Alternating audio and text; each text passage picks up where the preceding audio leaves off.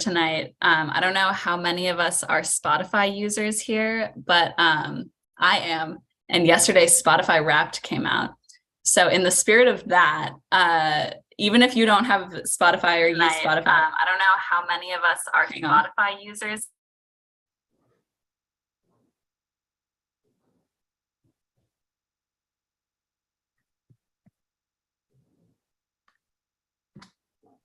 Sorry about that, y'all. My YouTube live stream was playing at the same time as I was talking.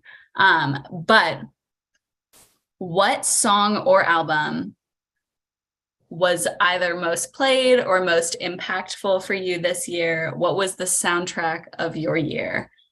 And I can put us in breakout rooms. And for those who are new, if you can just introduce yourself, and then good chance to meet some folks. And what is the soundtrack of your year? I guess is the rounds question. It's a good one for Annie. All right, I just opened the breakout room, so you should be receiving invitations. Great.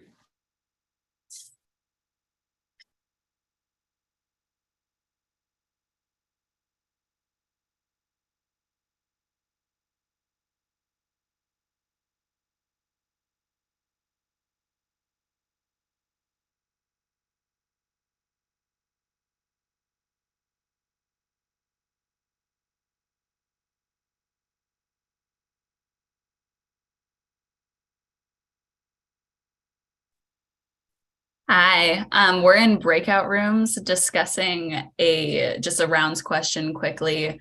The question is what? Oh, also, hi, welcome first task force. I'm like talking at you and I realize we've never met. How are you? Sorry, yeah, no problem. I'm doing fine. How are you? I am great. So it's kind of your preference whether I add you to a breakout room right now or if you have any questions. Every time we just have a quick like round the horn in breakout rooms where people, just break the ice a little bit at the beginning of the meeting. So today's question is, what was the soundtrack to your year? I don't know. Do you use Spotify? Okay. I do use Spotify. Did you look at your Spotify Wrapped yesterday? No, but I can look at it now. I have my phone right here. Let me see.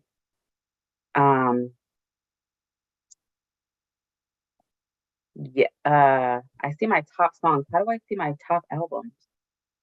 You could do top song too. All right. All right, cool. I think I will send you in then. Okay, sounds good. All right. And then Teresa, same to you. Oh.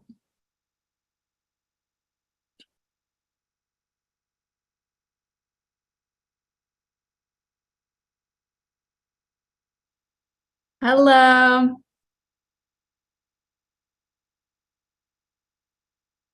Monica, we are discussing what was the soundtrack to your year.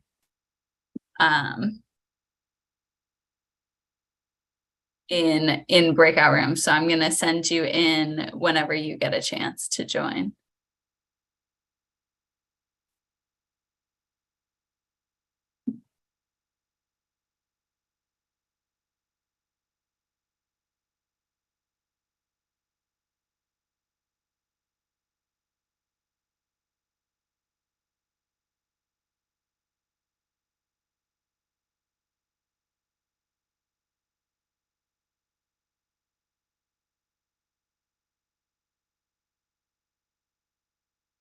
Hey, I think some more people are joining. Hey, Margaret. Hey, sorry I'm late. I just got out of lab. You're so good. How was lab? It was good. Are we the only ones here? No, everyone else is in breakout rooms. So I can send you guys in. The question is, what was the soundtrack to your year? So I'm just gonna.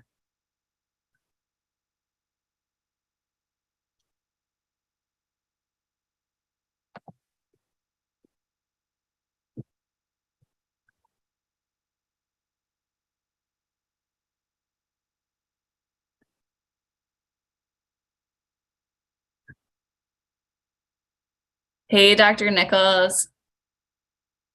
I don't think I can hear Oh, you. sorry. Oh, Hi, there you are.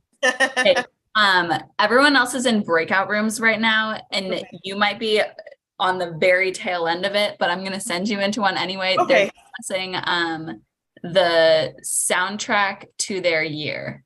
Oh, that's a good one. But I'll Thank see you in a minute, regardless. Okay. All Yeah. right.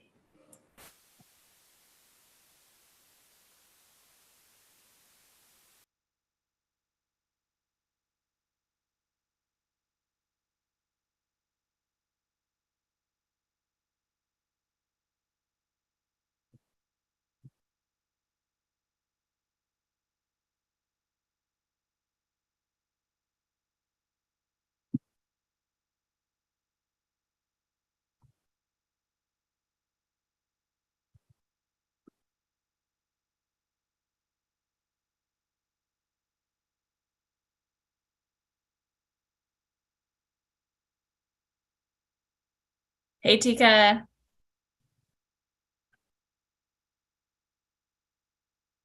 Hey there. Sorry, I'm just trying to get everything working.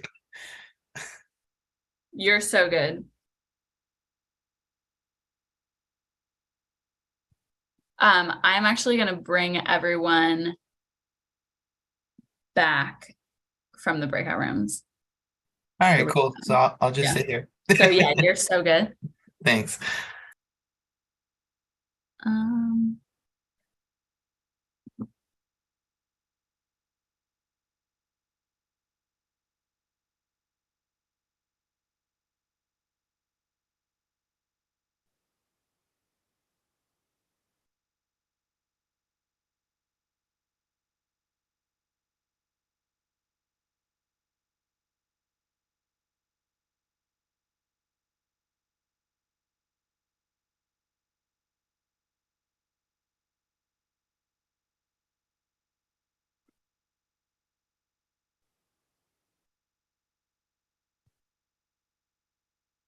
hey everyone.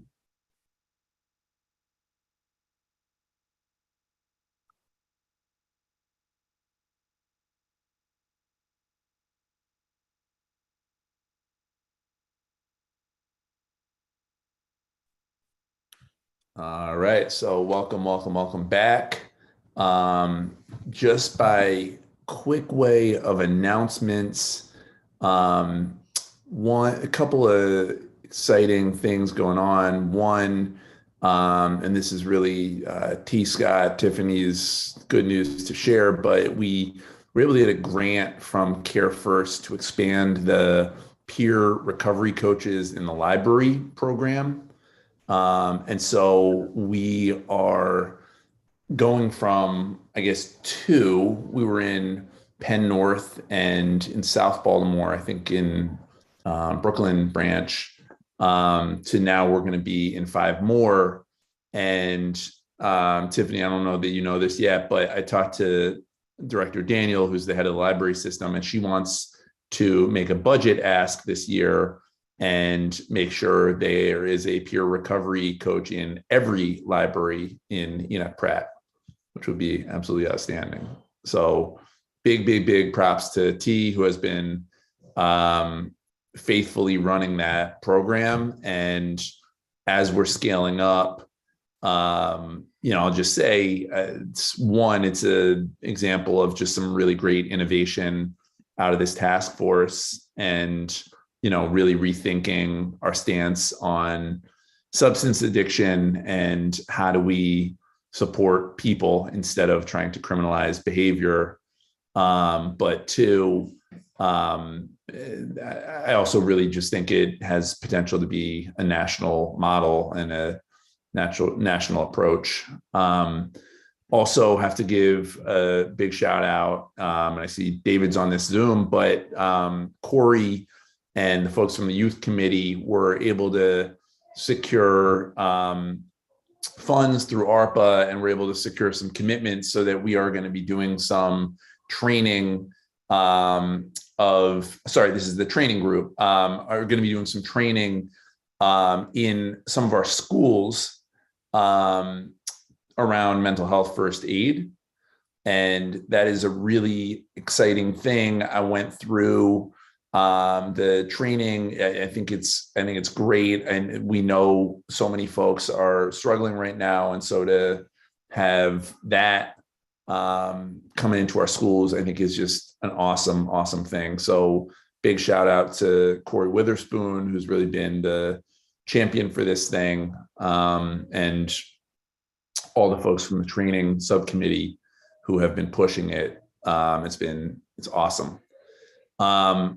Also do want to say, and definitely big shout out to Donna as well as T. Donna has been like she was our first peer. She's now supervising the peers, and the library system, they did this.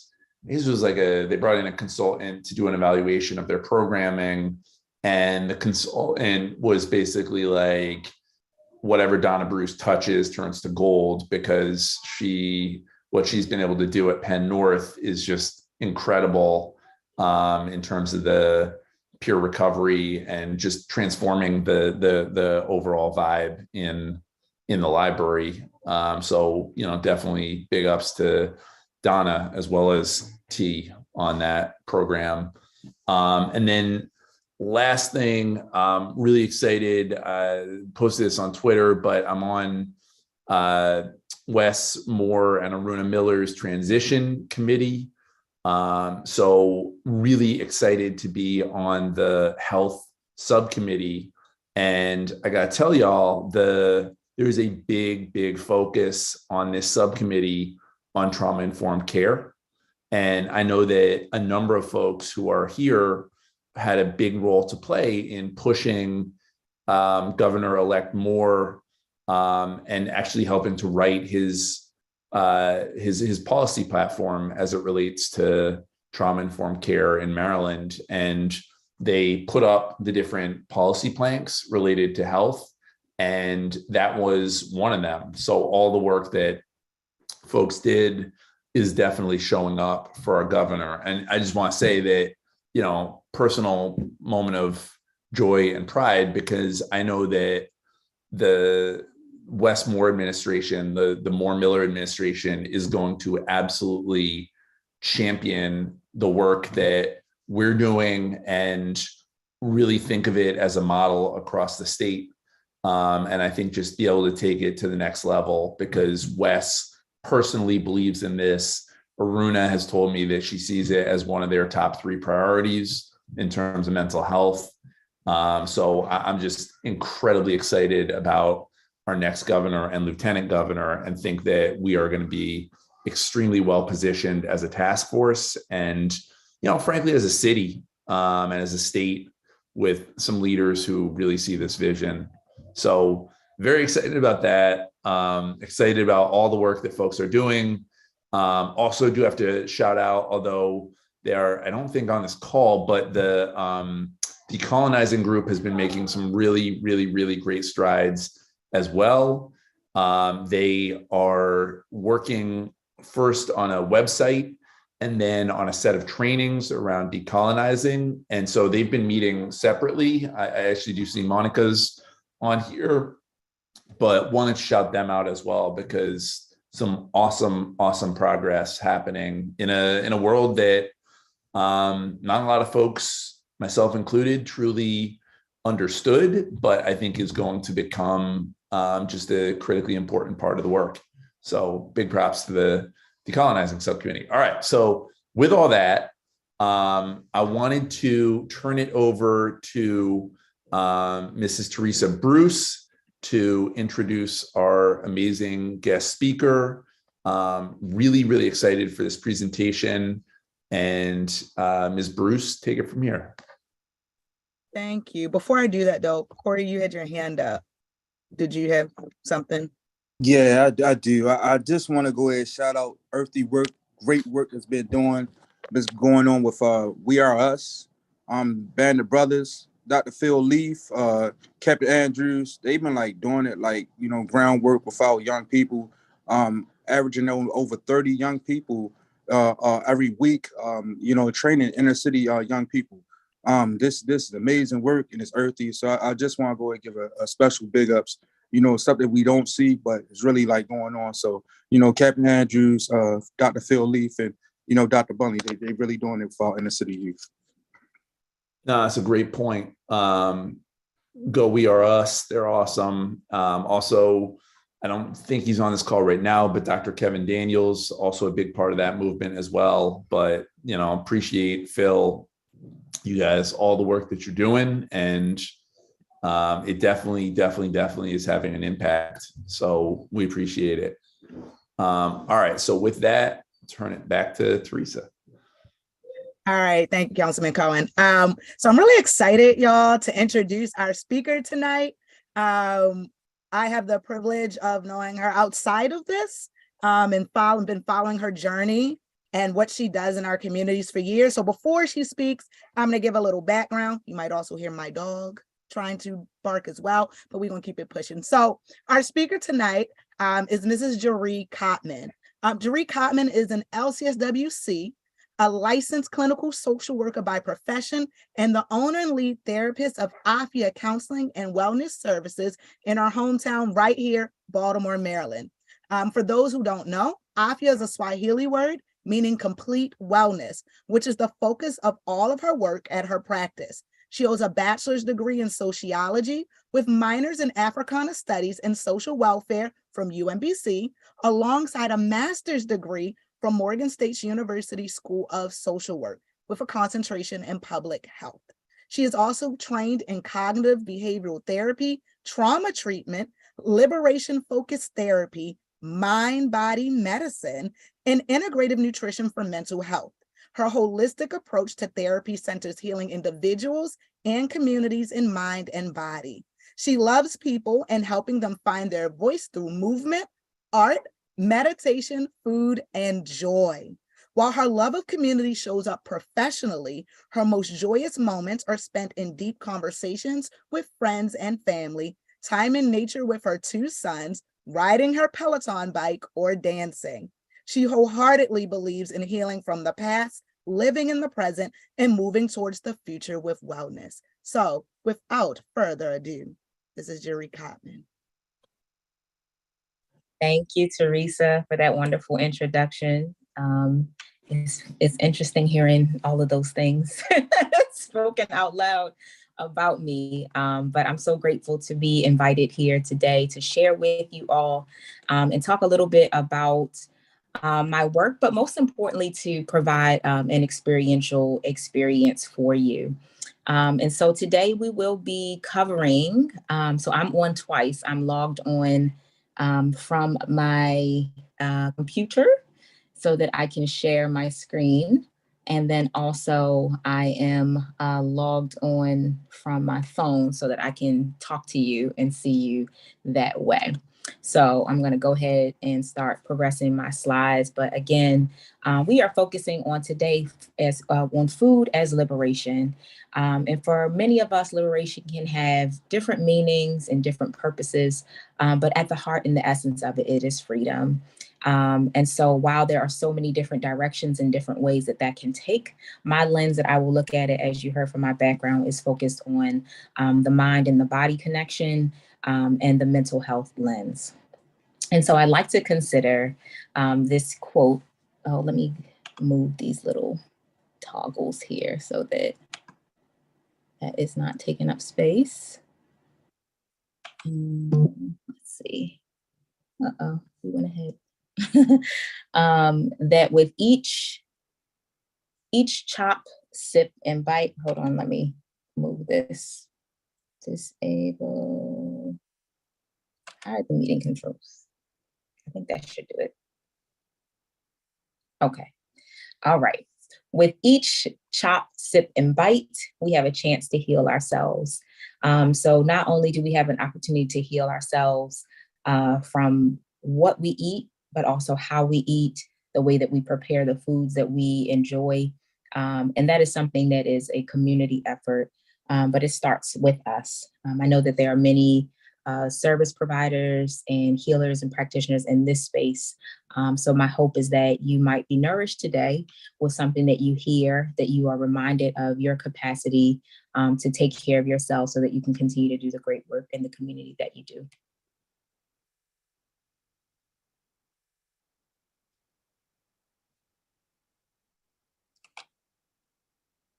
Okay, so as Teresa said, I am Jeree.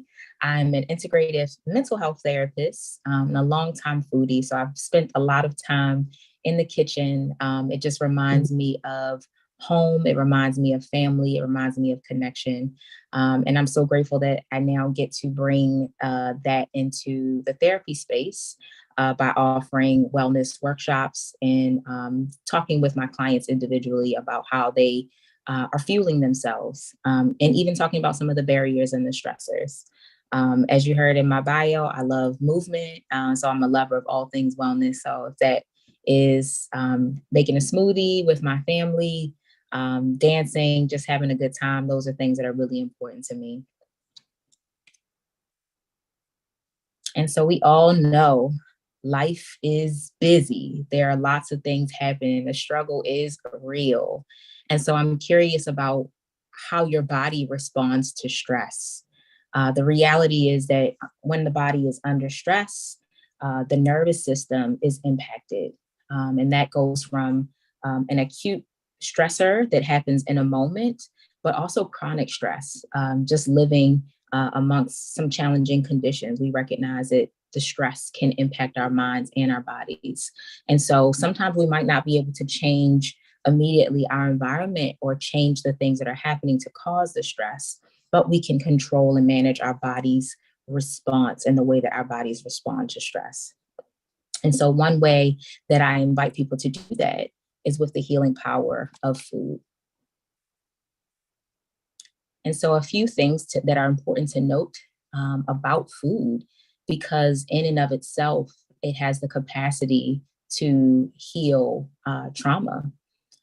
As we talk about trauma living in the body and in our nervous system, even from preparing the food, where it comes from, all of that can be regulating and stabilizing to the nervous system so that we get a sense of comfort and safety in the body. And this is huge for trauma survivors, as well as individuals who are vicarious trauma survivors. Maybe you don't have your own personal story of trauma, but perhaps hearing the stories of trauma and dealing firsthand with some of those challenges do impact your body and your body's ability to process stress. Also within food, there's connection and community. I talked earlier about being able to have good meals and spend time in the kitchen with my family. I remember growing up with an intergenerational household, as we would call it, as I later learned that it was called in social work school, with my grandmother, my mother, and my siblings, and being able to spend time in the kitchen, learning from my grandmother, spending time with my mother, and all of us being able to just always have food as a comfort and something that brought us all together. Also, within food, there's a practicality, because the reality is we all have to eat. We need food to nourish and sustain us, and how we deal with that, of course, can depend on the environment and the climate, but there is a practicality to the nature of food. And then lastly, it is healing. Again, it's grounding, it's stabilizing, and we have the capacity to tend to ourselves. We are in a really difficult season for like colds and viruses and all sorts of respiratory issues. And so while we might not always be able to protect against what's happening in the environment or what's happening for us to be well or not, we can at least put an extra guard of protection around us through food and what we put in our bodies. And so with the preparation of food, we get mindfulness in action. Oftentimes we think about mindfulness as sitting like in this position as I am in this picture, that we're still and we're quiet and there's nothing moving around us. But the reality is that's not always accessible and that's not always possible. And so with our preparation of how we eat and how we prepare our food and enjoy it, that's an opportunity to practice mindfulness, which is really just about being in the moment. And so I love cooking as an act of active meditation. So we're in the moment, touching everything that you are preparing. You get to look at the colors, the sights, the sounds, all of that, and engaging in that as a meditative practice. Life is busy, as I said earlier, the struggle is real. Oftentimes we're thinking about what's the next thing to do. And we have an opportunity to put positive energy into the things that we're preparing.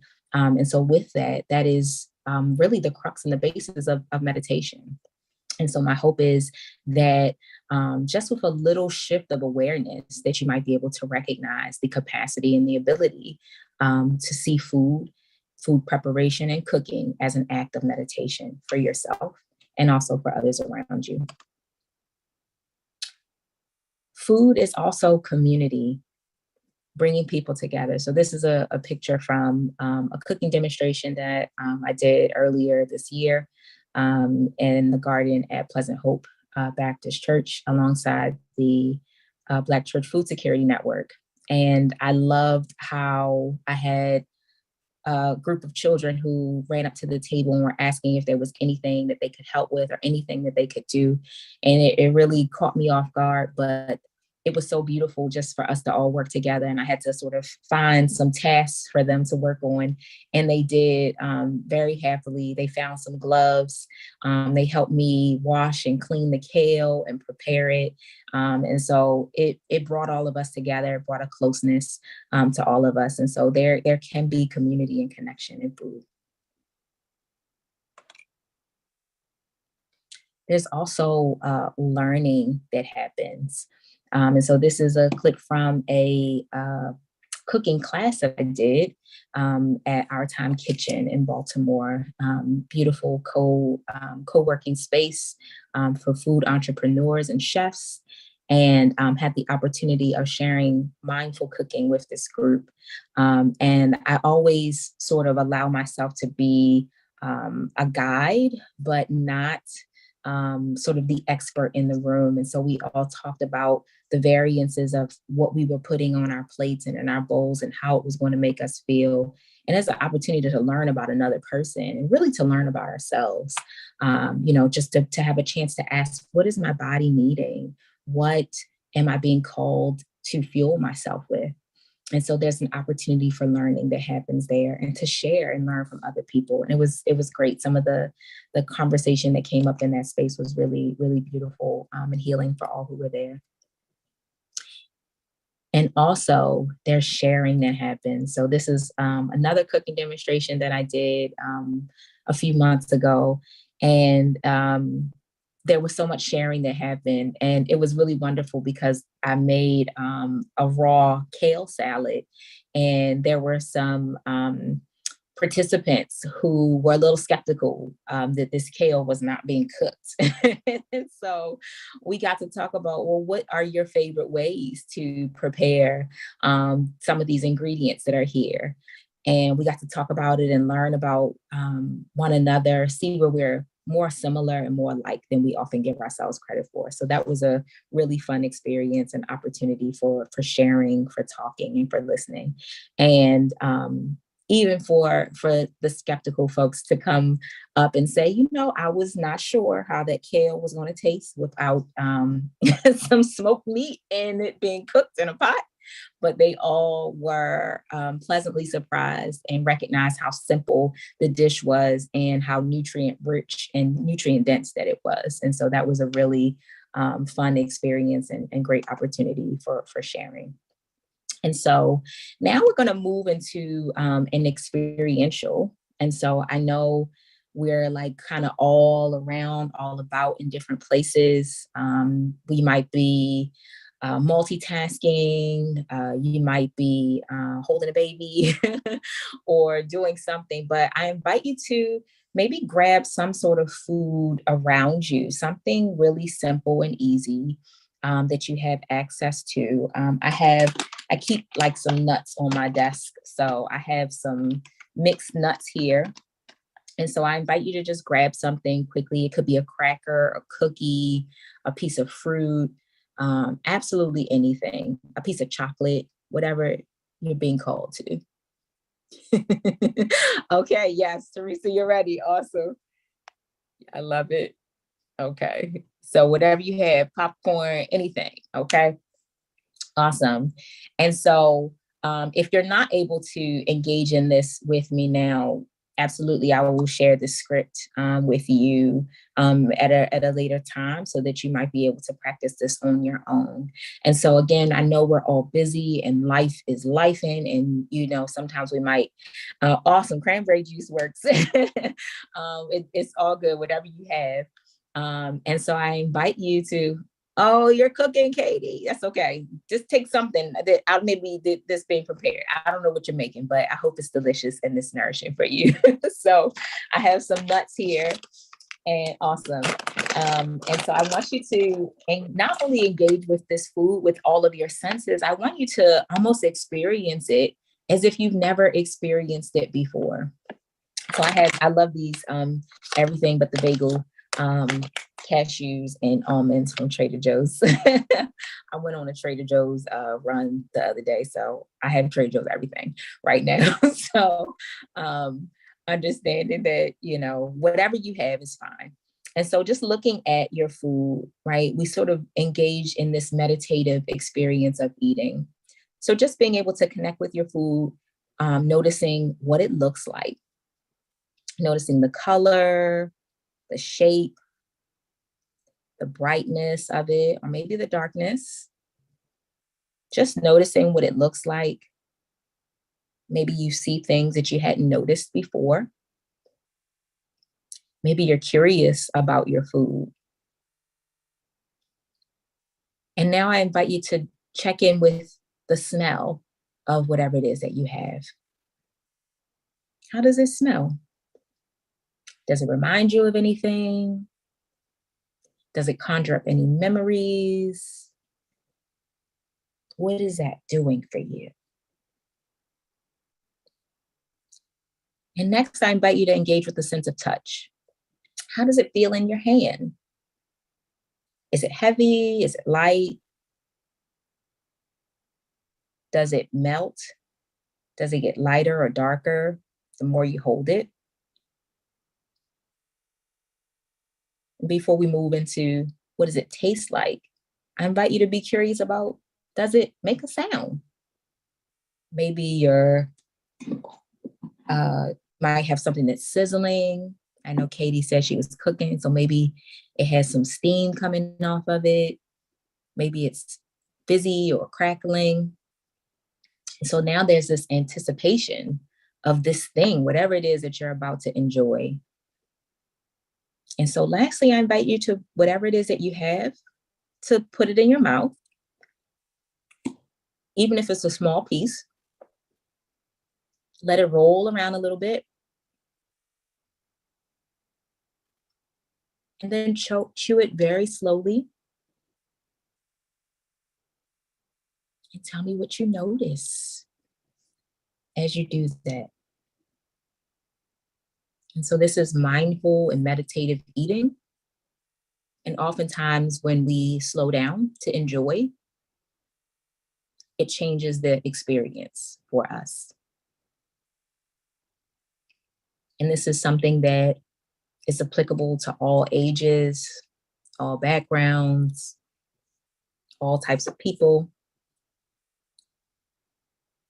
And so I hope that you might take this mindful eating experience as a way to integrate these practices that are not new. One thing that I didn't say about food is around connection is that it is a connection to our ancestors. It's a connection to those before us. Maybe it's a recipe or a way of being, but it's cross-cultural, it's timeless. And so now I would love to hear any experiences if anyone wants to share. I see some nostalgia coming up in the chat.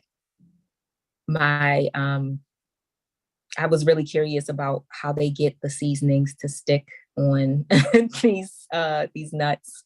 That was a curiosity that came up for me as I was eating and enjoying this.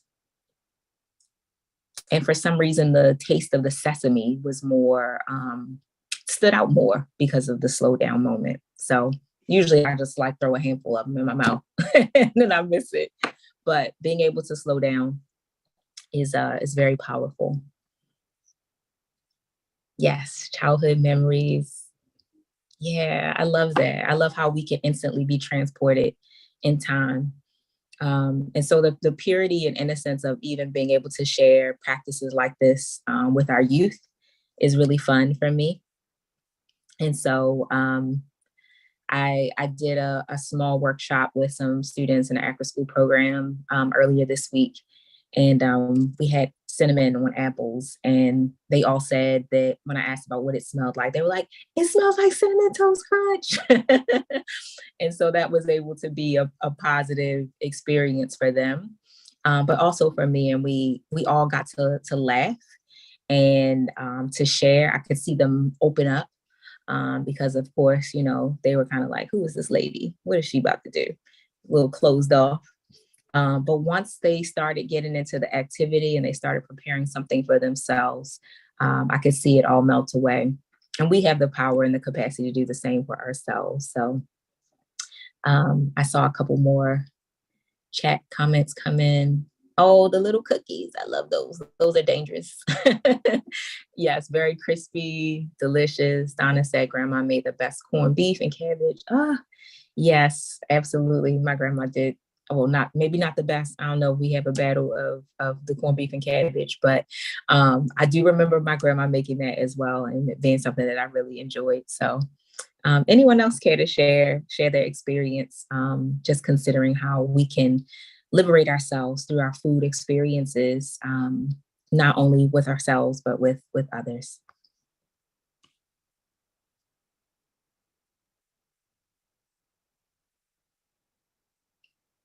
Mm-hmm.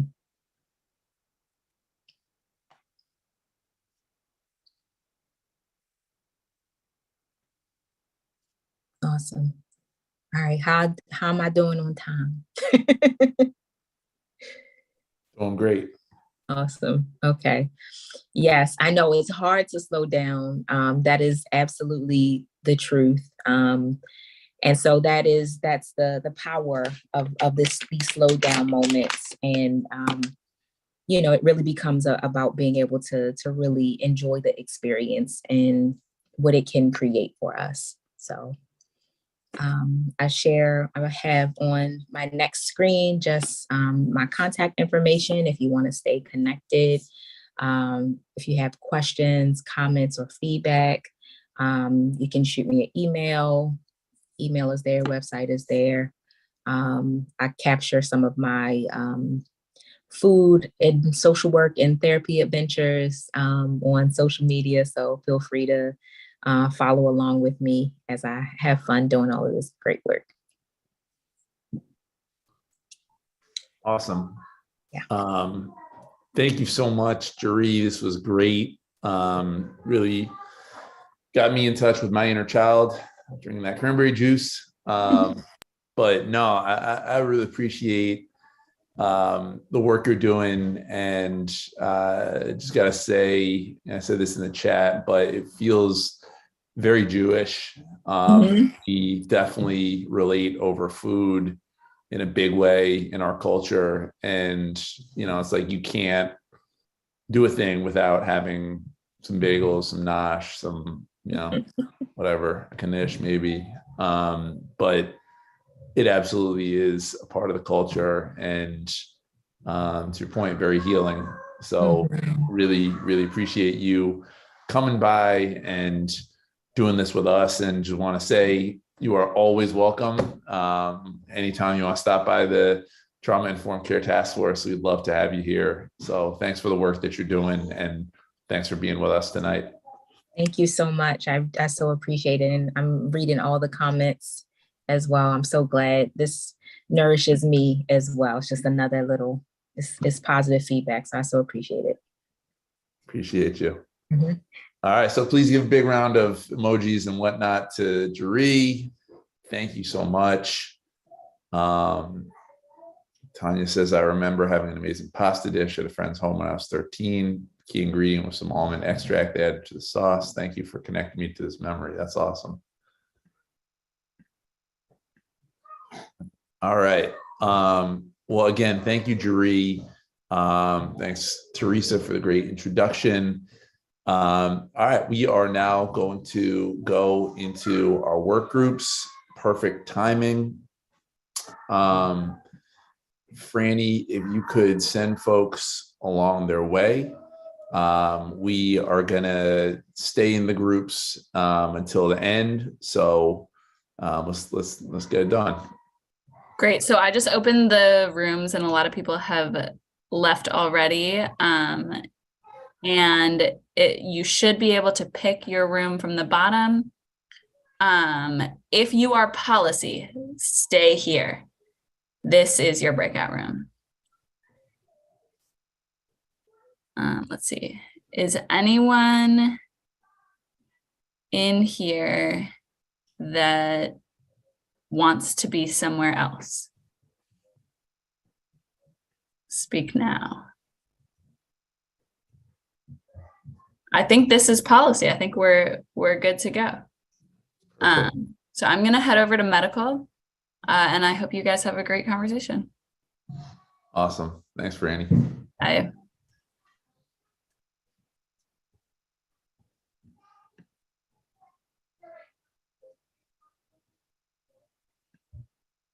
All right, great. Hey, everybody. We have our awesome Director of Equity and Civil Rights with us, Director Moore.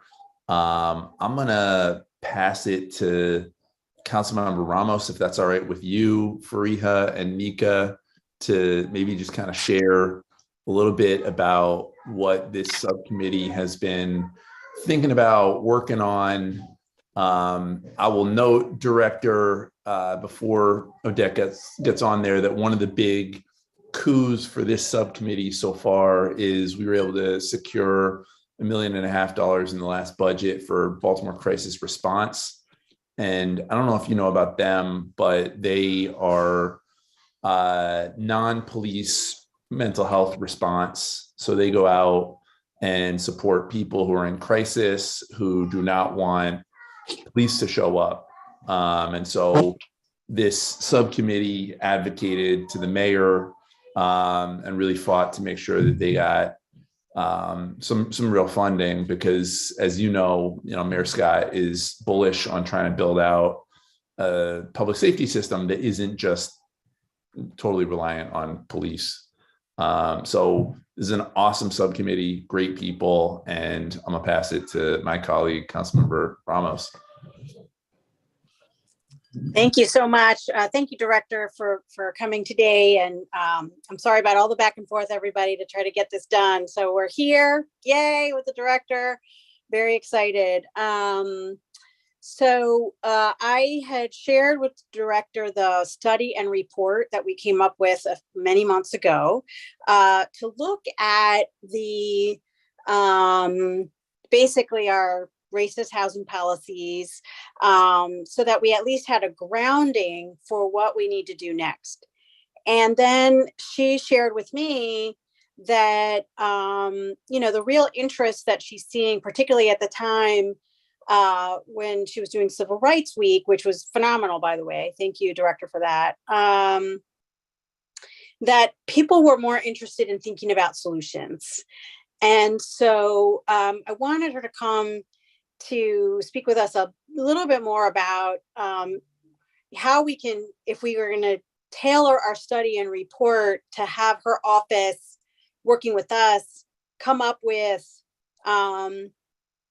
frankly, some solutions rather than just basing, going back and basically reading, we've all read, Black Butterfly, and that really and as well as You're Not in My Backyard and all of the required reading when you come to Baltimore that you have to have.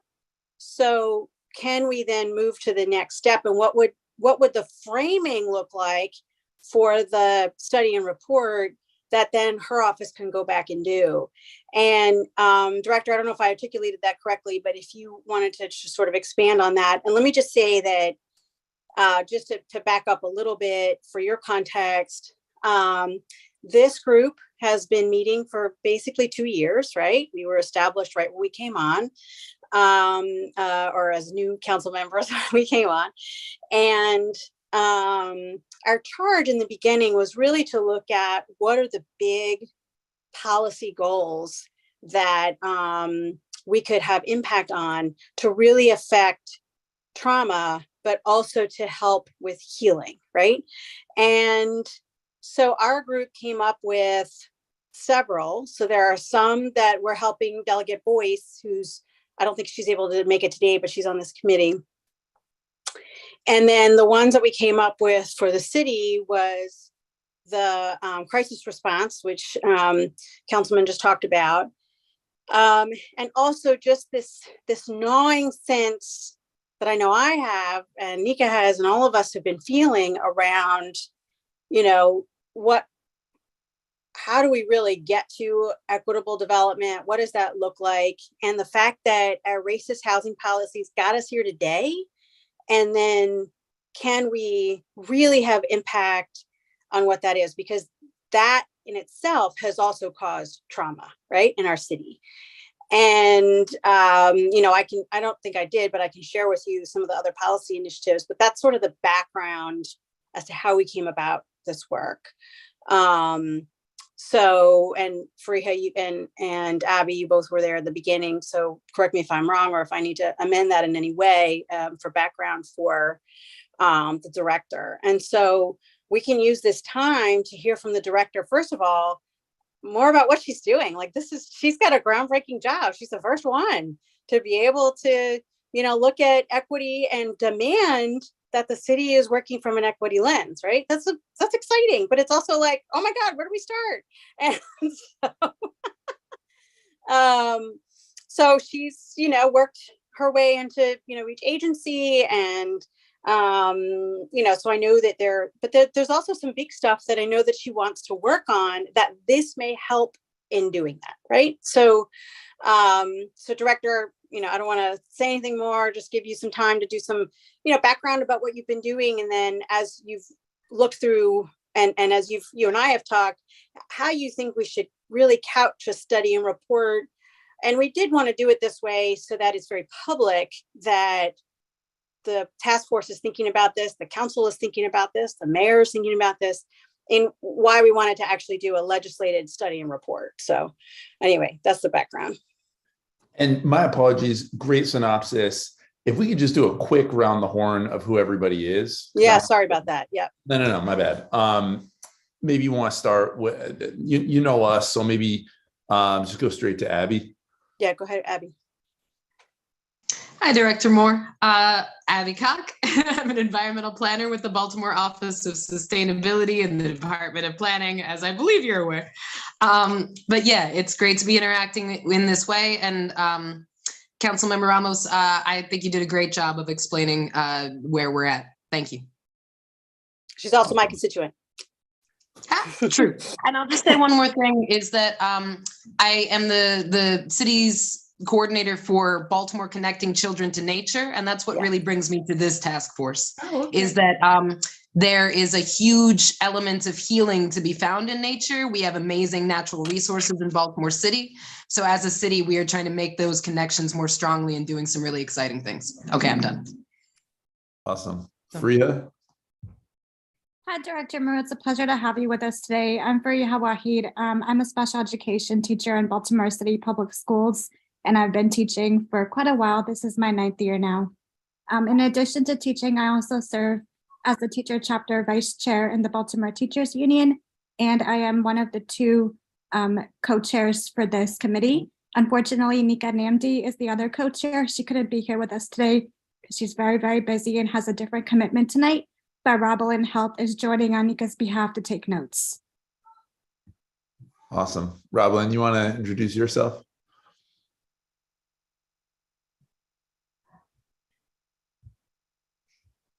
We will come back. T, you want to jump in?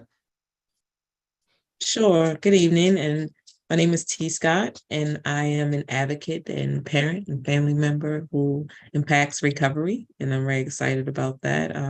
Part of Healing City.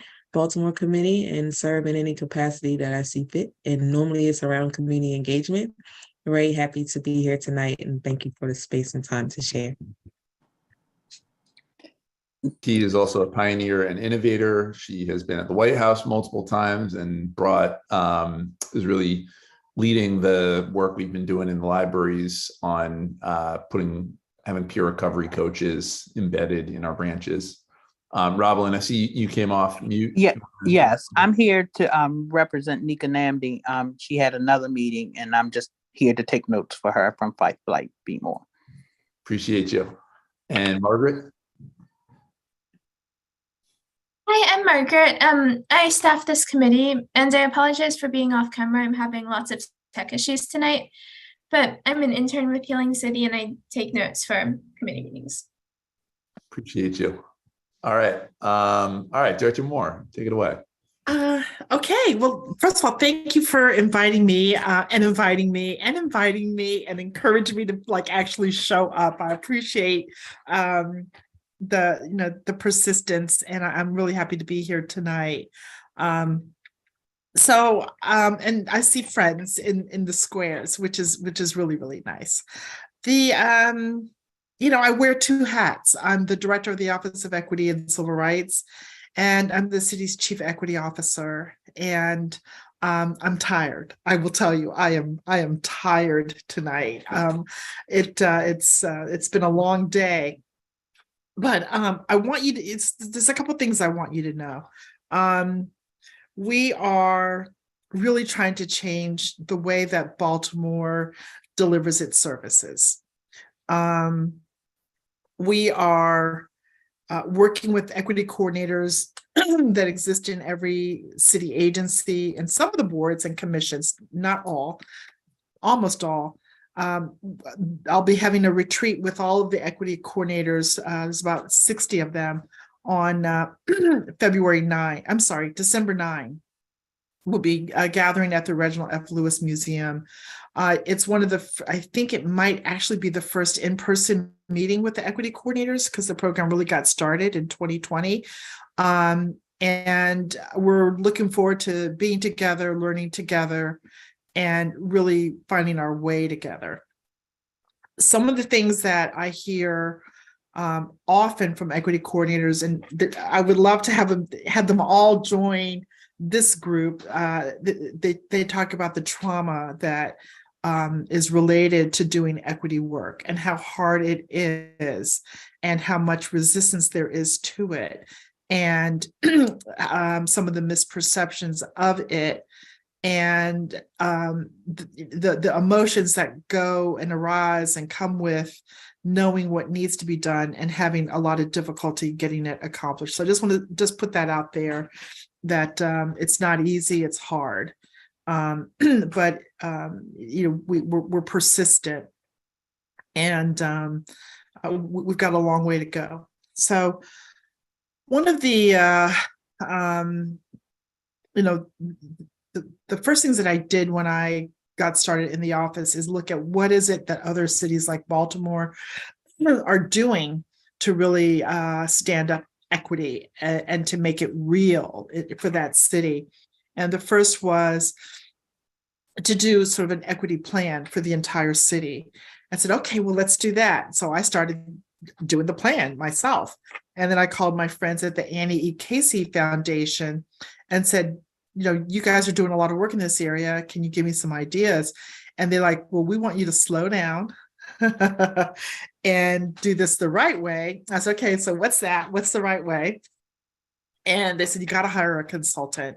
You've got to bring on people that will actually work with every single agency, all the different stakeholders, go citywide, and really help you shape a comprehensive plan.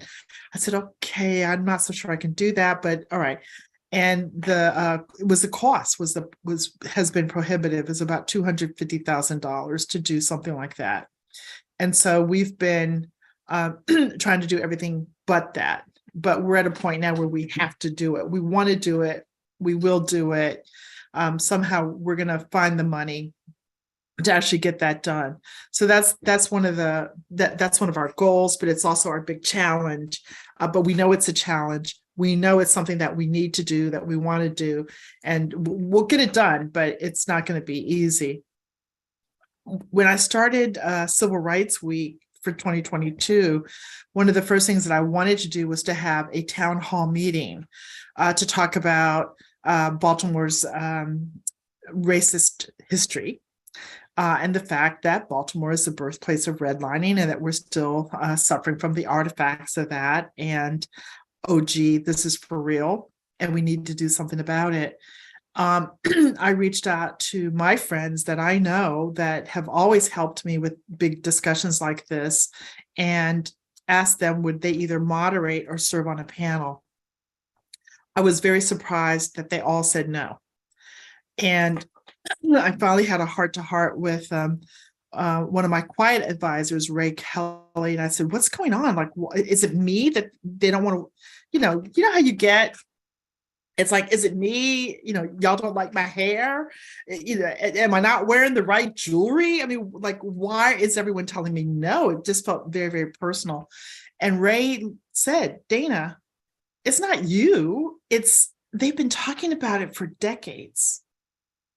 And nothing has changed.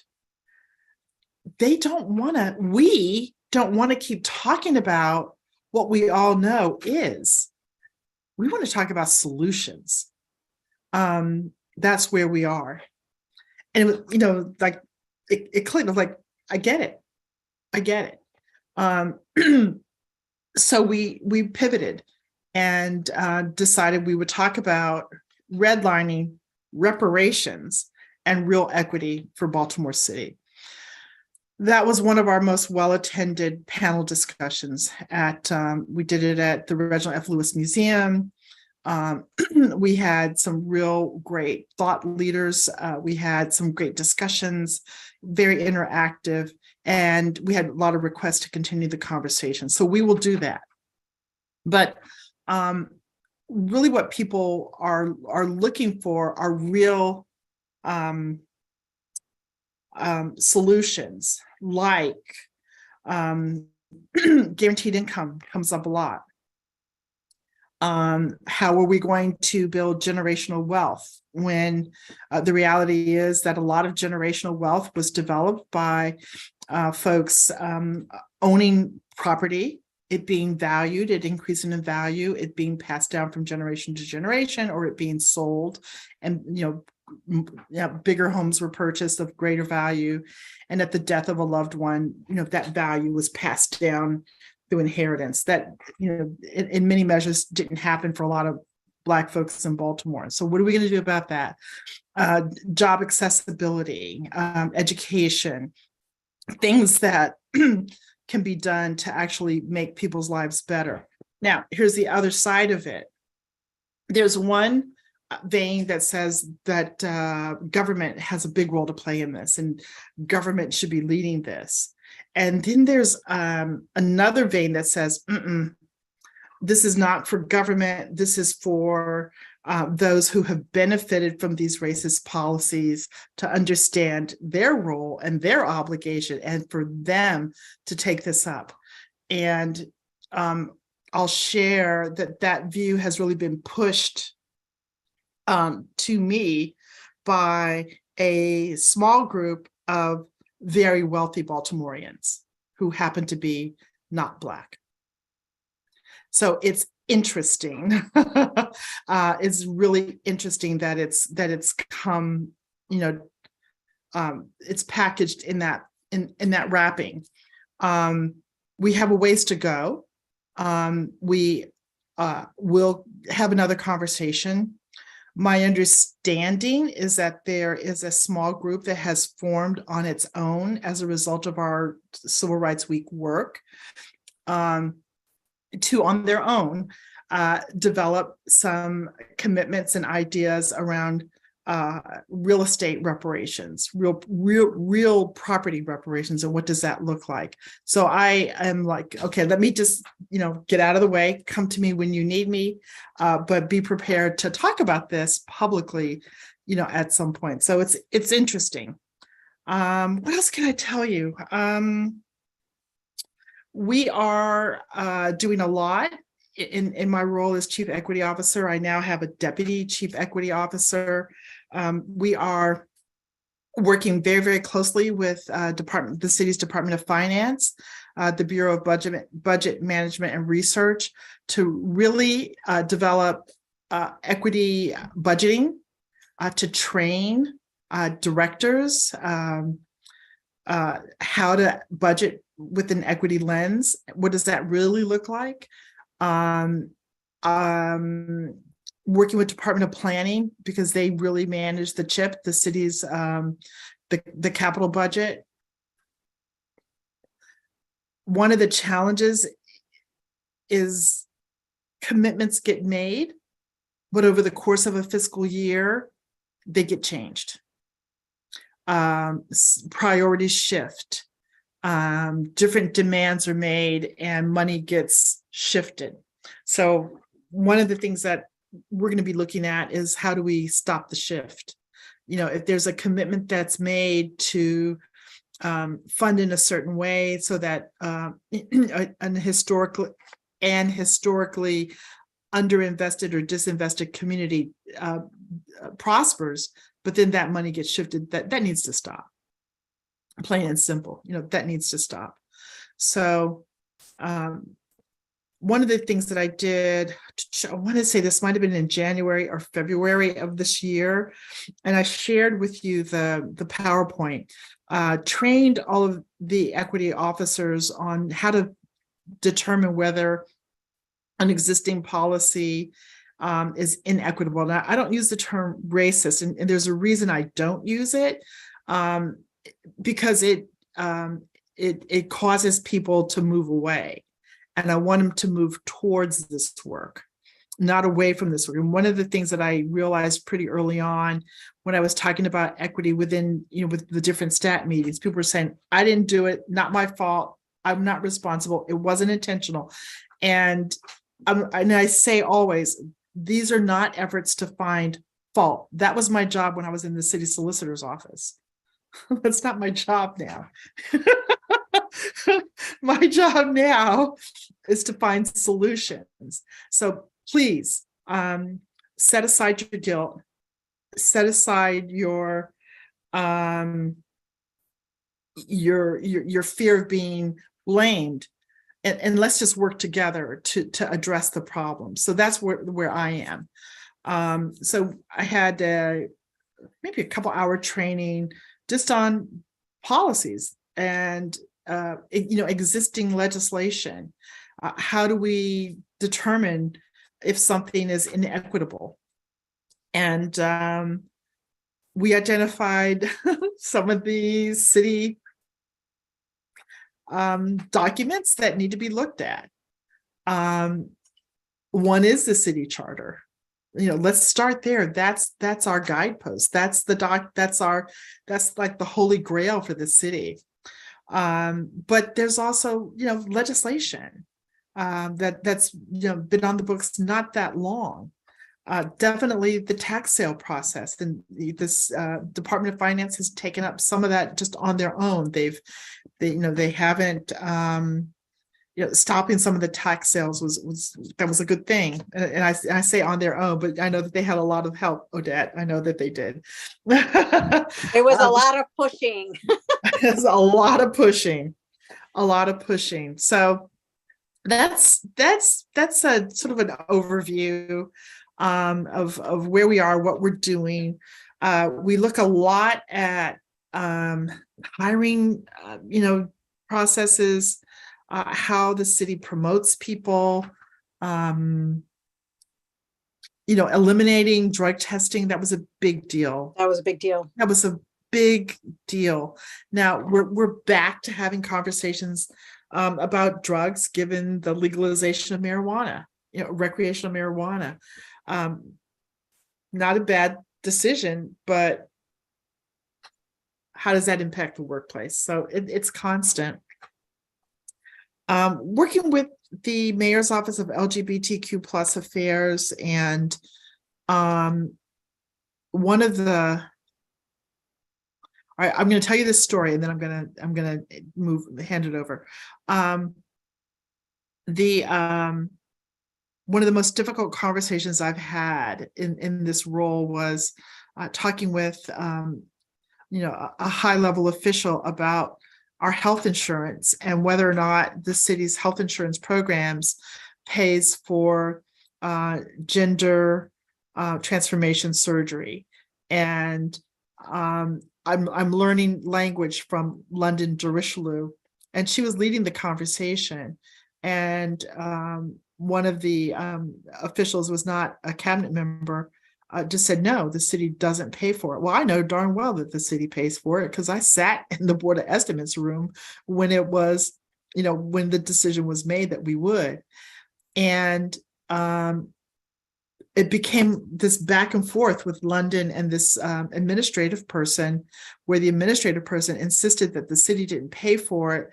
London said that they did. I said we do. The administrator said some things that were very polarizing about why the city doesn't pay for this surgery.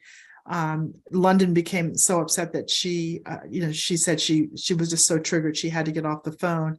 And I and the cabinet level person stayed on the phone, and we were mortified. But mortification is an emotion, right? It's not a solution. It doesn't solve anything except you feel bad. So what has come out of that is just a basic training. I call it LGBTQ plus 101, so that people understand, all of us understand the richness of our differences and how we support our colleagues. So anyway, it's probably a little bit too much of an overview, but that's where we are. Gives you a sense. Any questions so far? And then I have some questions about the proposed legislation. No. Okay, thank you so much, Director Moore. I'm doing a couple of things at the same time here, so just be patient with me. Aren't we all? It's the golden hour. So, sorry about that. I wonder if you might be, I think this is great context, because what we wanted to do is to have, something that really shows that the Trauma-Informed Task Force, the council, and your office and the mayor are working on this, piece of, we really focused our work on our thinking around community development. We know that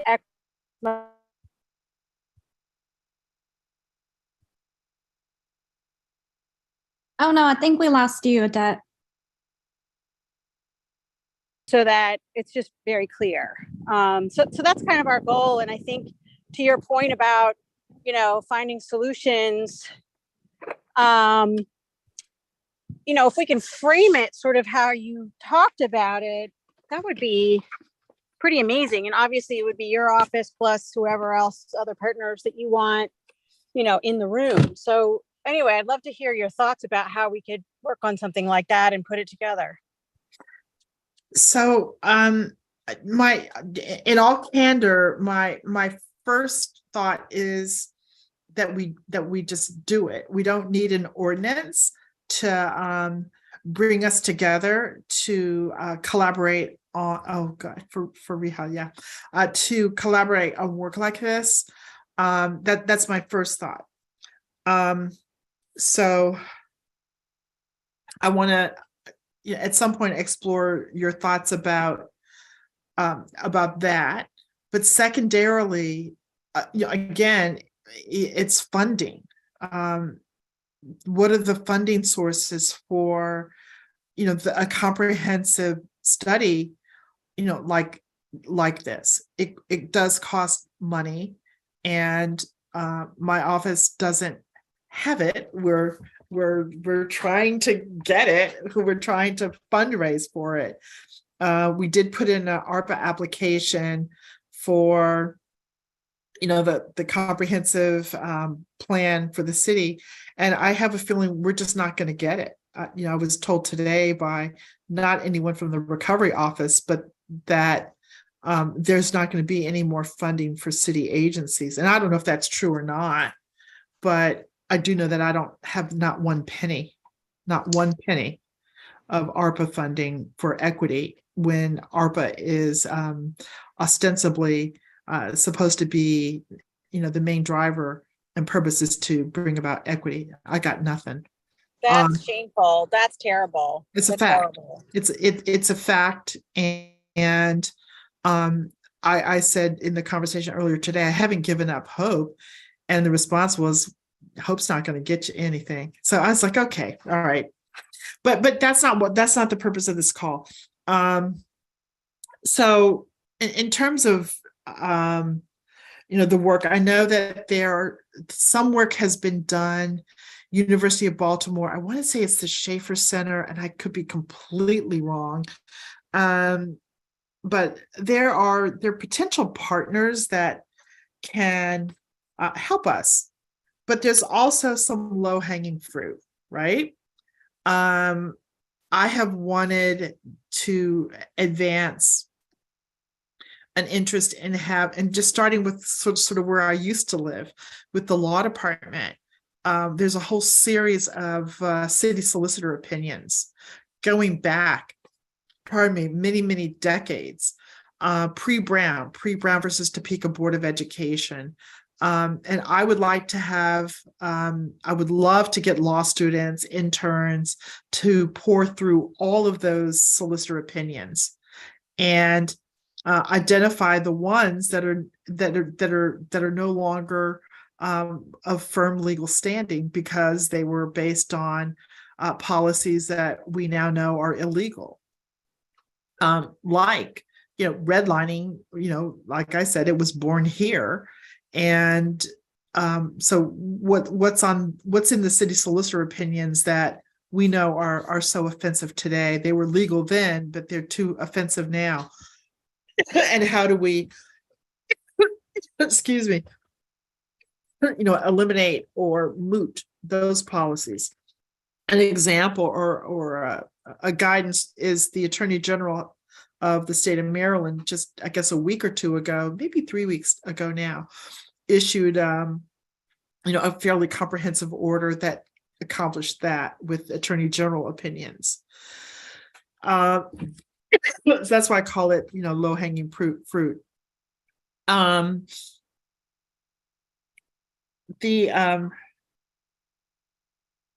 know that I believe work has been done on the property tax. Well, let me strike that.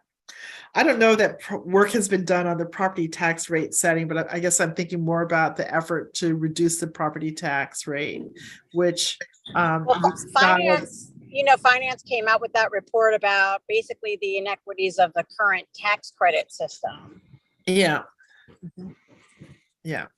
And so, I mean, that's another, example of low-hanging fruit. They've got the report, and that's a good foundation to build on. So yeah, I think so it goes back to sort of where I started my comments. It's like, okay, where do we start? And it sounds like, you've got some things that you're very interested in investigating, like the opinions, et cetera.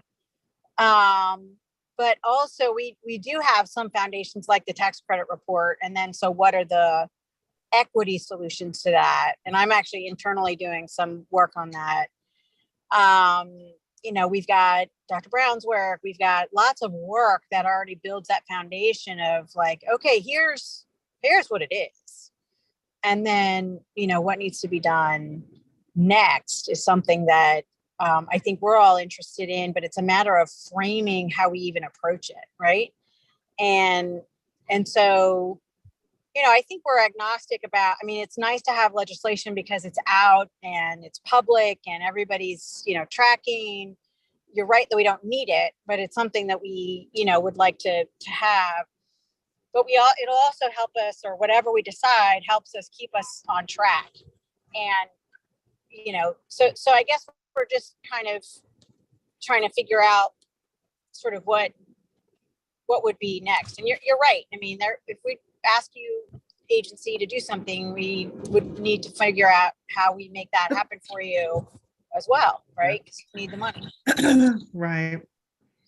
And Director Moore, the ARPA funding you were talking about, would that be for the $250,000 figure you mentioned to get a consultant to do that comprehensive plan? So that's really what's needed to move forward with that, because that's how the Baltimore Sustainability Plan was established, was through legislation that the city shall have a sustainability plan.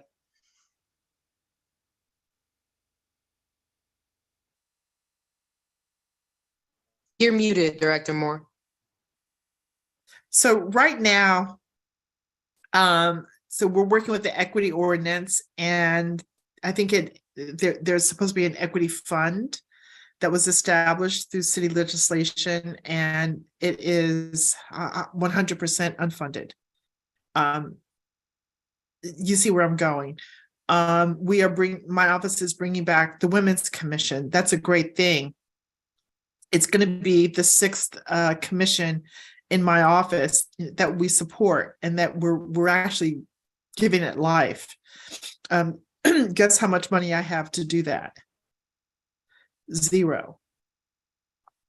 The equity work is 100% unfunded. We pulled positions, well, before I got there, and positions were pulled from existing work to create an equity division, but it doesn't have any money of its own. And the same with the Mayor's Commission on Disabilities. and Councilman Cohen and Councilwoman Ramos have heard me say this before, and you'll probably hear me say it again. And when we get to the budget for fiscal year 24, these are all really, really important things for the city of Baltimore, but they are not funded. We're going to try to, change that with the upcoming budget. I don't know that we will. So I love the idea of the study. I absolutely do. But it's the mandate on my office, yet another unfunded mandate.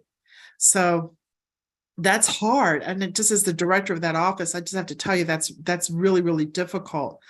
However, the purpose and the intent is good.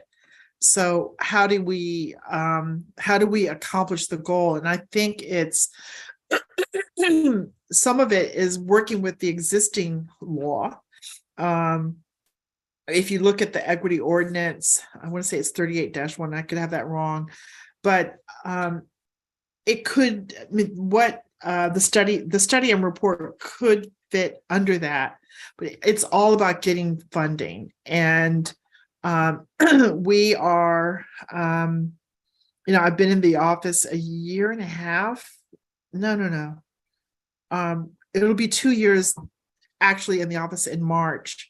We're going to take our ARPA application. We're going to ask for an enhancement from BBMR. We're going to see if we can get that accomplished. And the other route is to get approval to do fundraising, robust fundraising for things like this. And, I don't think I can fundraise for new, private donors to pay for positions, but they could pay for hiring consultants. So all that jibber jabber, what's that all come down to? I like the idea. I like the goal, and I totally embrace the purpose. I think some of the work is being done small scale. And it's the collective effort that I think this group wants to see. So it's for me, it's a question of next steps and not having to wait for an ordinance to get passed. If I had my way, if I could, do what I wanted to do, and money wasn't an issue, I would build a thought group to starting with this group, bringing in some scholars, and I say University of Baltimore because I'm comfortable with them. I know that they're doing some of the work, and ask them for some guidance on how we begin this. I would also begin to pull some of the documents that we know, like I said, the charter. When you look at the PowerPoint that I sent, I identify in there some of the documents that I think you begin with in terms of a review, and start working. Get some students, get some volunteers, get some scholars, get some consultants to help us work our way through the process. And I also think there's, I also think, I also think that, we just pulled off getting 1.5 million for crisis response.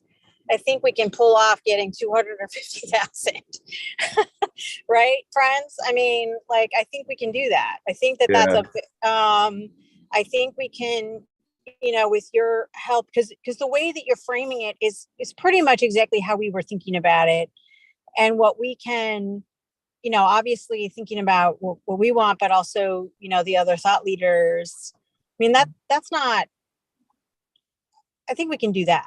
I think that could be an effort that we help you with, and then also would be sort of your kitchen cabinet, if you will, on this larger comprehensive planning, because it's the research and then it's the planning. I think that's acceptable. I don't know what the rest of the group thinks.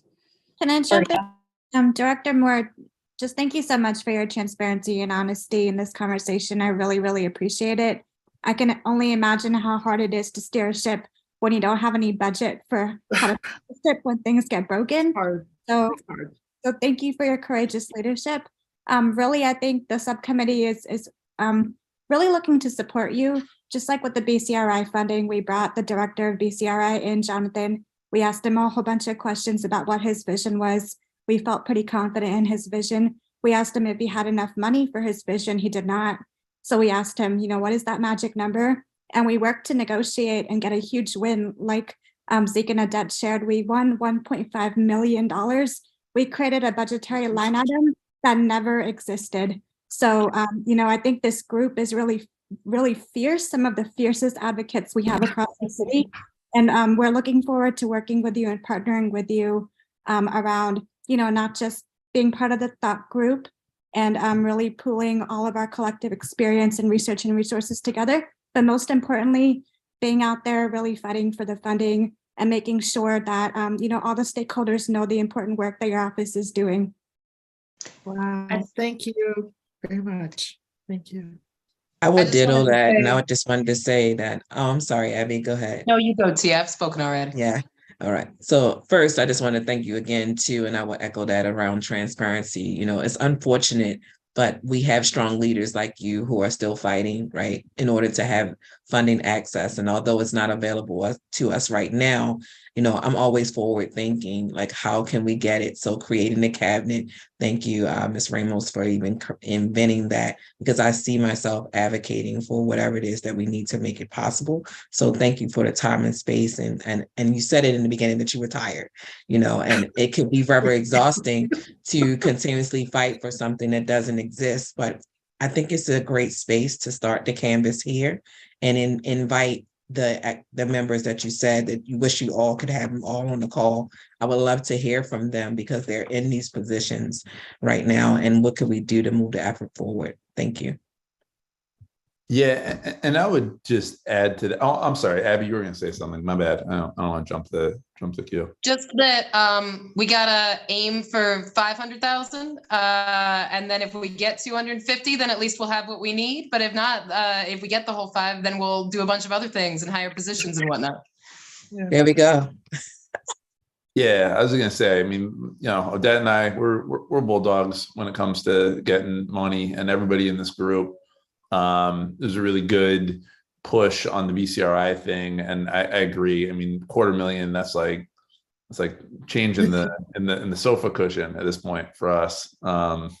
So I don't think unattainable number. I think what we'd want to think about is like, what are the deliverables and what would we want to see come out of it? And, I would even add, like, I would probably bring, Dr. Lawrence Brown into that mix as well. If he'd be willing to have the conversation, he's a friend of mine. And I'd be happy to reach out in addition to the UB piece. But I would say, just as far as next steps, because I know we've only got 2 minutes, but, Director, it might be worth having a subsequent conversation and thinking about, one, kind of what the end product would look like, and, what the sort of deliverable would look like. And then two, I really do think we could create a campaign around getting, whether it's 500,000 or 250,000, I think we could do that. I think, like, the one piece I will say is, it's advocacy gets messy, as you know, and, there were some moments there for, Jonathan, where, he was pretty bold and was willing to, like, put some numbers on the table. And, I think there were some moments where it was like, people get nervous when you're talking about real dollars, and we definitely pushed. And so I would just say, in the interest of shared transparency, that, like, that could be part of the dynamic, is like, you work at the pleasure of the mayor, and we would be advocating, alongside you to the mayor, and I guess to ourselves as well, because, Councilmember Ramos and I are now going to have some limited authority to move money in the budget starting this year, which is exciting. But yeah, I would just say I think it's very doable, and I think it would take just some work on our part, but we'd be in it with you. Okay. Thank you very much. Thank you. It's encouraging. And I'm not giving up. I didn't get that gene, the give up gene. I don't have a quit gene. So, and we're making progress. Some good things are happening, and looking forward. So maybe just as far as next steps, because we gotta shut it down. If you could do some thinking on what that commission study report could look like, and maybe just back of the envelope sketch out some ideas. Maybe we could reconvene in a couple weeks, and between now and then, Councilmember Ramos and I and folks on this group could just do some thinking on how to advocate for funding. Sounds good. Yeah, I can do that. Happy to do that. Awesome. Yeah. Awesome. Okay. Really appreciate this conversation. Thank you so much, everybody. Yes, thank you, Director Moore, for joining us. We really appreciate it. Thank you for having me. Thanks, y'all. Yeah. Are we done? Yeah, Okay. yeah. 7:01. You gotta. Okay. Now I'm gonna You want to go home, but you can't stay here. I'm home. I'm gonna go fix dinner. Same here. Have a good one. Good night. Good night. Thank you, everyone. See y'all, everybody. Thank you. Good conversation. Bye.